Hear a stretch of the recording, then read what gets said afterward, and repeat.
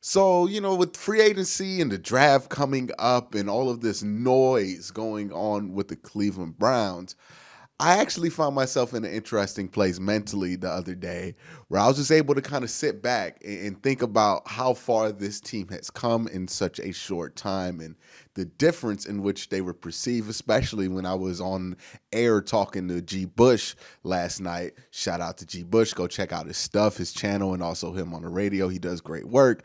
And while we were talking about how far this team came, my mind started to dig back and remember those times. And then I started to fixate on one moment, one decision, one infamous moment and decision in Cleveland Brown history that I can't help but think that a lot of this team's success now is actually tied to that moment. So what's that moment, and is this mystery person somebody we should thank for where the team's at today? Well, let's talk about it. But before I talk about it, I want to make sure you guys hit that like button, hit that subscribe button, ding that notification bell so you don't miss anything. I'm live reacting to the NFL draft, 2 days of it. So if you don't want to miss that, if you want live breakdowns, live analysis, and to interact with me during the draft, come watch the draft with me. Day 1 and 2, make sure you're subscribed, make sure you're notified so you don't miss it. And trust me, you're not going to want to miss it. Anybody who's been here during the regular season knows that the live streams are always a blast, always fun, and also informational. So please check it out, subscribe, notify, do all that. And also, I got to give a shout out to the patreon.com dog check tier members. And as always, I start with Michael Matique, the most dangerous man in Cleveland, DJ Marino V, Cleveland Cart, Matt H, Greedy Shoulder, Gemini, Liam Freeman, Fight Dirty 74, Yo, Matt Lloyd, Paul Wilcox, Hundo, Magnifico, Rob Ferron, Kyle Stouffer, Lukey from Munich, Deveroff, J Guy 101, Musty Taco, Joe Bobby, Brad Cabo, Dylon W, James McGinty, Erinda Hall, Rex Kaufman, Chad Gimme, David Maldonado, Andrew Sadeo, Dylan Hill, Josh Bendor, Jalil Salim Jr., Martha Crustnut, Mark M, TJ Showman, Stuart Moore, Bubbo Regretti, Anthony O, Cleveland BCI, Robert Jermaine Jr., Dave Mike May, John Cummings, Andrew Hirsch, Curtis Bear, Batman Rush Sharir, Barack Kumar, John Albert, Beerman069, Masayua, Buds of Roland, James Nemo, Mac House, Reeve Hurst, Philip Wilcoxon, Marie Vivert, Keith Anderson, Sean Barron, Goggles Bizano, Corporal Nick Lopez, Dom Gazillo, Nick Nasty, Ian Williker, Colin 216, Anthony Latham, Christian, Matt Bond, Dave Strong, Michael Stone, Soul Train, Charles Work, Billy, Michael Holdernack, Moose Gentry, Austin Z, Mark Burnett II, Andre Griffin, Otis Wolf, IT Rex, Greg Ehlers, Austin Boland, Kirkabard, Jesus Serrano, Chris Fawn, Pickdown, Browns Backers, Mark Kahn, Johan Hulf, Kevin Johnson, Max Aldojo, and Water Bear Marketing. Again, guys, thank you so much for your support. And also thank you to the guys who watch the shout outs and appreciate what these guys do for this channel. Again, without their support, without their money that they give this channel to be able to operate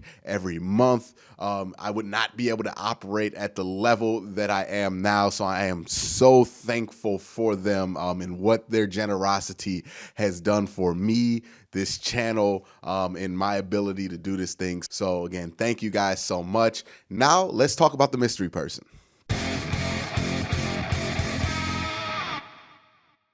So I want to take you guys back to November of 2017. This is in the middle of that infamous 0-16 year. And you have to remember, this is what Hugh Jackson's second year. He just had went 1-15. He had promised us he was not going to go 1-15 again. He did not know at the time that he would live up to that promise, but in the exact opposite way in which he probably thought he was going to live up to it. So this team is on the verge of going 0-16. They eventually do go 0-16. And a part of the reason they're so awful is quarterback play, right? The quarterback play has been awful. It was DeShone Kizer. He had some moments of brilliance, but it was mainly, clouded by a ton of turnovers or just bad rookie mistakes. It wasn't a great situation for him to be in, and he wasn't playing well at the time either. So you have terrible quarterback play and you have a frustrated head coach, and reasonably so, right? Like Hugh Jackson has a reason to be a little frustrated over the situation because the Browns did not have to be in this situation with the quarterback position. Like, now they weren't going to be in a great spot, but they could have been better than DeShone Kizer, because remember, One of the things the Browns did that offseason, that's going to become important later on, is that they traded for Brock Osweiler. Well, they really traded for a second-round pick with Brock Osweiler attached to it. And they had Brock Osweiler in camp for a week. They tried to trade him off on somebody else. They just cut him and took the cap hit. So they had the dead cap of having Brock Osweiler on the roster without having him on the roster, which looking back on it seems very intentional, right? You're getting rid of somebody who could be not a good quarterback, not even a decent quarterback, but can play quarterback functionally in the NFL. You're blatantly getting rid of them just to make sure that you're not good. So being that that's been the situation, right, that frustrating through line has been there for Hugh Jackson, that this team has actively not been trying to be good in order to get what would eventually become the number one overall pick, which would eventually become Baker Mayfield. This was all very frustrating for Hugh Jackson. Again, no coach wants to go 0-16. It's normally a front office objective. So what happens, and if you guys remember, this is going to become very clear, Hugh Jackson gets fed up enough to go to Jimmy Haslam and say, I need a quarterback. I need the Browns to make a trade. And I think this is shortly after Jimmy Garoppolo got traded for a second-round pick, and it turned out that the Browns never tried to contact the Patriots about Jimmy Garoppolo, and nor were the Patriots interested in sending Jimmy Garoppolo to the Cleveland Browns. So at the time, people thought of Jimmy Garoppolo as a good quarterback prospect. The Browns had just missed out on him. They're watching Deshaun Kaiser just not be ready at every step in the turn. While doing that, he has to remember that Brock Osweiler was on the team, would be a more functional, at least an experienced starting quarterback, and he doesn't even have that. Instead, he has Kevin Hogan and Cody Kessler, two guys who don't have a ton of starting experience. So the quarterback situation is just frustrating at this point in time. So here comes the moment, the singular moment. I think sometimes that I'm living in an alternate universe, that somebody reversed this moment in order to put the Browns where they are today, because it's so crazy that this team has gotten so good in such a short time. But this is the moment. This is what I think is the nexus of everything that's happened with this team in a positive direction. Hugh Jackson calls Cincinnati, his former team, decides that, hey, I'm going to trade for A.J. McCarron. I'm going to give you a second and a third for A.J. McCarron. Now, mind you, they got an extra second from the Houston Texans for taking in Brock Osweiler. They've always had extra thirds because this is how they rolled back in 2017. So they were willing to get rid of a second and a third. You would have to imagine that second pick was definitely the Houston pick. So they called the Bengals. They're like, okay, really, A.J. McCarron, a second and a third? All right, we'll do that, Hugh. We'll hook you up. We'll give you A.J. McCarron for a second and a third round pick. Hugh goes to Jimmy Haslam, says, great news. The Bengals, they're going to agree on this deal. Jimmy goes to Sachi Brown and says, hey, Sachi, we made this deal. Put it through with the league office, do the paperwork. Sachi, I would imagine for reasons that will become obvious later on, objected to this and was not happy to see that one of his prized assets that he got, that second round pick for just taking on Brock Osweiler and cutting him, was going to get used and wasted on somebody he saw at the same level as Brock Osweiler. It wouldn't make much sense to him. So he probably argued against it. Hugh had Jimmy's ear at the time. Jimmy Haslam, let's not forget, loved Hugh Jackson. He brought him back after he went 0-16, and it wasn't until he became a total mess with Hugh and Todd Haley arguing over the offense, and it became a headache situation for him personally until it got to that point with Hugh. That's when he was willing to cut ties. But remember, Hugh Jackson and Jimmy Haslam, they were committed to each other. This is a guy who gave Hugh Jackson a standing ovation when he got hired. That's how much Jimmy loved Hugh from the onset. So Jimmy was on Hugh's side about this and told Sachi to do it. But Sachi had other things in mind. Knowing that this was the final day and a couple of hours till the deadline was over, right? The deadline was like at 4 o'clock that day. Well, Sachi said that I'm going to put the paperwork in at 4:05. He put the paperwork in what we would assume purposely late to de facto veto this trade, and it never went through. The Browns did not get A.J. McCarron. They kept their second and third round pick. And as a consequence to that situation, the Browns had to immediately fire Sachi Brown. So Sachi loses his job to not make this trade. He goes out on principle, essentially. Now, that's the situation. If you remember this, you probably just got a headache remembering how dysfunctional the Browns used to be. But let's trace the steps of what happened as a direct consequence of what went down in that one day on the trade deadline, right? Sachi gets fired because he just makes the organization look like a mess.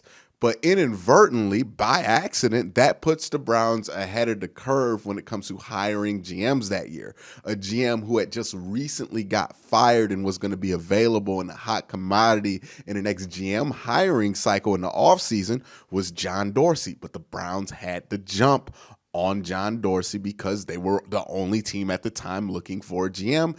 They hired John Dorsey mid-season. We know what he went on to do in 2018, especially. He got Baker Mayfield with the number 1 overall pick, traded for Jarvis Landry, all that stuff that's kind of the bedrock of what this team is built off of. He brought in that offseason with the assets that he still had because of Sachi Brown. Now let's talk about that second round pick because, again, that was the second round pick from the Houston Texans. Now, do you know what player was eventually selected with that second round pick that the Browns would have traded for A.J. McCarron? Nicholas freaking Chubb. Yes, Nick Chubb. The pick that eventually gets you Nick Chubb was the pick that the Browns were going to throw away to get A.J. McCarron. Could you imagine? And let's also remember that with their original second round pick, the first pick in the second round, they drafted Austin Corbett. That was the bigger priority. So if they only had one second round pick, they're not taking Nick Chubb. They're taking Austin Corbett and some other running back in the third round. So because of this veto, you get John Dorsey in a situation where you probably wouldn't have gotten him, and you get Nick Chubb. Two things that are fundamental to this team's rebuild and where they're at today. Now there's an even bigger question, right? Because if you trade a second and a third, and I know they traded like a third and a fifth for Tyrod, so it might have been a similar situation where they still would have went quarterback at number 1. But if you traded a second and a third, and also keep in mind that A.J. McCarron was Hugh Jackson's guy, like that's a guy he had experience with in Cincinnati, all of a sudden, when we get to the 2018 draft, and we're talking number 1 overall pick, are they taking Baker Mayfield? It's a real question you have to ask yourself. Is Hugh Jackson banging on the table to get Baker Mayfield when he made him compete for a backup job? You know, the track record with the relationship between those two is murky at best. So I don't know how Hugh was feeling in the 2018 offseason about taking Baker Mayfield number 1 overall, if that was a John Dorsey thing. But keep in mind, there's no John Dorsey in this scenario, right? Because Sachi never gets fired if he doesn't veto this trade. So that being said, who do they take number 1 overall? Are they taking Sam Darnold? More than likely, it's not Baker Mayfield, because there's probably one person who is willing to do that in 2018, and that was John Dorsey. He's not on your team. He's not your general manager. All of a sudden, the entire makeup of this team is completely different because Sachi Brown bit the bullet. I don't even think he was aware that he bit the bullet at the time. So instead of the Browns looking at a future with no Nick Chubb and A.J. McCarron and a third year of Sachi Brown and Hugh Jackson in full, the Browns got John Dorsey. They got Jarvis Landry. They got Baker Mayfield. They got eventually Odell Beckham. They got all of these pillars, all of these guys ended up being foundational pieces to what this team eventually became. I mean, like Jarvis Landry, Baker Mayfield, and Nick Chubb, that's the entire offensive leadership right there. Like those are the 3 most important guys on offense that are skill position players. And those are all 3 guys that you don't think you get if that trade never gets vetoed. So with that in mind, I have to ask you guys this question. Did Sachi Brown save the Browns? It's super interesting. It's like Avengers Endgame, right? Where everything kind of funnels through 2012 in New York, and that one situation was the nexus for everything else that happened in that universe. For the Cleveland Browns, it's very similar.